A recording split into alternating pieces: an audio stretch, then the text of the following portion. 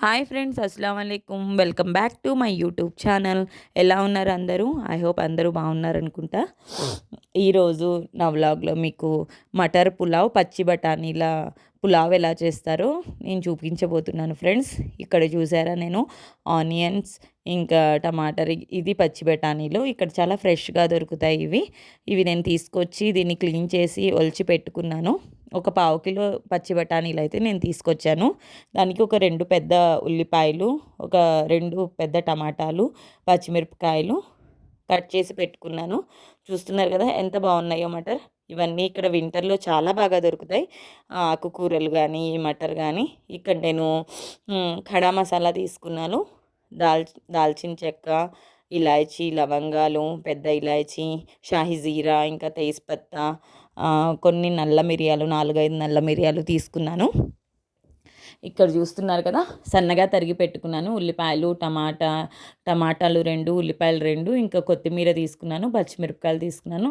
ఇది అల్లం వెల్లుల్లి పేస్టు, నేను ఫస్ట్గానే పేస్ట్ చేసి పెట్టుకుంటాను.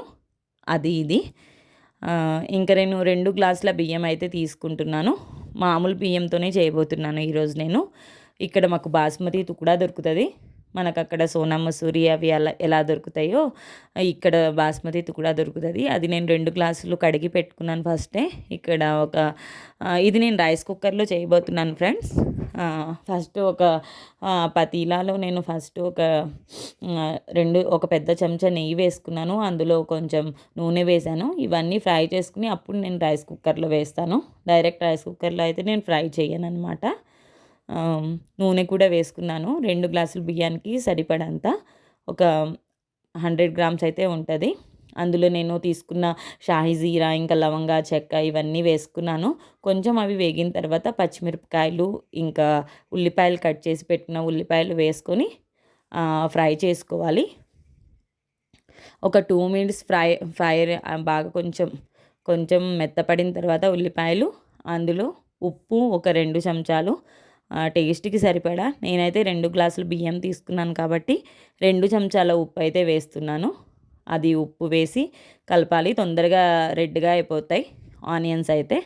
ఇవి కొంచెం రెడ్గా అయిన తర్వాత ఇందులో నేను ఒక పెద్ద చెంచా అల్లం వెల్లుల్లి పేస్ట్ అయితే వేసుకున్నాను. చూస్తున్నారు కదా, ఇక్కడ నేను ఆ స్పూన్తోనే వేసుకుంటాను.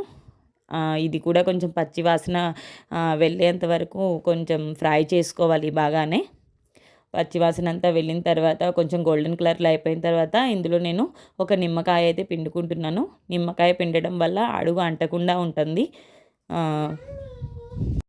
నిమ్మకాయ వేయడం వల్ల ఇక్కడ ఏంటంటే అడుగు అంటుకోదు.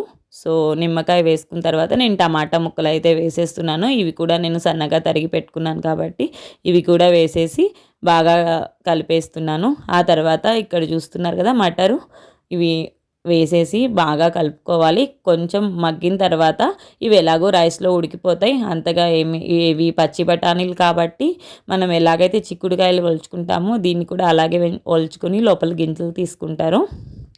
ఇక్కడ నేను బిర్యానీ మసాలా తీసుకున్నాను ఫ్రెండ్స్, షాహీ బిర్యానీ మసాలా. ఇది కూడా ఒక స్పూన్ తీసుకున్నాను. ఇందులో ఇది తప్ప ఇంకా ఏం నేను మసాలాలు వేయట్లేదు. మటర్ కూడా కొంచెం ఉడికిపోయింది. ఈ షాహీ బిర్యానీ మసాలా వేసి బాగా కలిపేసుకొని ఆ తర్వాత కొత్తిమీర అయితే నేను బాగా ఎక్కువ వేసుకుంటాను పలావ్లో కానీ బిర్యానీలో కానీ. కొత్తిమీర వేసుకొని బాగా కలుపుకొని ఆ తర్వాత వాటర్ అన్నీ కలిపేసి నేను రైస్ కుక్కర్లో పెట్టేశాను. రైస్ కుక్కర్లో అయితే చాలా ఈజీగా ఇది అయిపోతుంది. చూసారా, ఇక్కడ కొత్తిమీర నేను సన్నగా తరిగి ఇందులో వేసేసి బాగా కలిపేసుకున్నాను. కొంచెం ఇది కూడా మగ్గిన తర్వాత ఒక 2 మినిట్స్ బాగా నూనె పైకి వచ్చేస్తుంది. కింద అడుగు కూడా ఏమీ అంటకుండా మంచిగా కలిపేసుకోవాలి. ఇలా నేను చూపిస్తున్న విధంగా. ఇక్కడ అది అయిపోయిన తర్వాత కొంచెం సేపు నేను మగ్గనిచ్చాను మూత పెట్టి. ఇక్కడ 2 గ్లాసుల బియ్యం అయితే నేను కడిగి పెట్టుకున్నాను కాబట్టి అందులో 2.5 గ్లాసుల వాటర్ అయితే నేను వేశాను.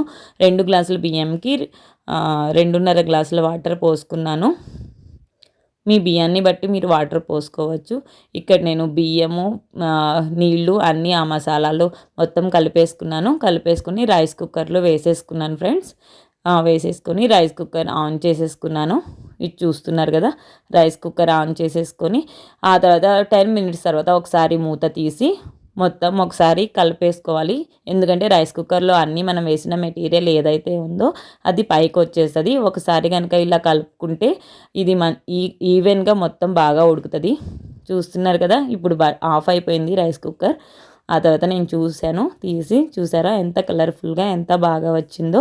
మీరు కూడా ఒకసారి ఈ రెసిపీని తప్పకుండా ట్రై చేయండి. ఈ వీడియో నచ్చినట్టయితే నా ఛానల్ని సబ్స్క్రైబ్ చేయండి, లైక్ చేయండి, షేర్ చేయండి. ఇక్కడ మా పాప స్కూల్ నుంచి వచ్చేసింది, తనకు తినిపిస్తున్నాను నేను. చికెన్ ఫ్రైతో పాటు నేను ఇది చేశానన్నమాట. తింటుంది మా పాప, చాలా బాగుంది, నా వీడియోని లైక్ చేయండి అని చెప్తుంది. ఇది friends, thank you for watching.